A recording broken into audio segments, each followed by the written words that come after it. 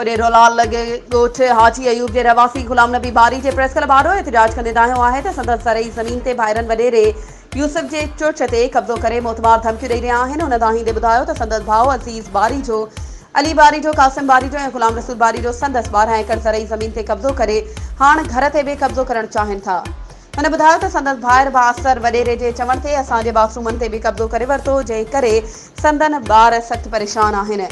हुन चयो त अहिड़ी तव्हां SSP मटियारी खे ॾिनी आहे, पर पुलिस बि बासर वॾेरे जी विंगारू बणिजी वई आहे।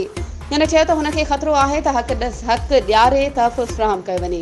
वधीक ख़बरुनि ऐं अपडेट्स जे लाइ असांजे चैनल खे सब्सक्राइब कयो ऐं हा, बेल आइकन खे प्रेस करणु न विसारिजो त जीअं असांजी हर नई अचण वारी वीडियो तव्हां ताईं पहुची सघे।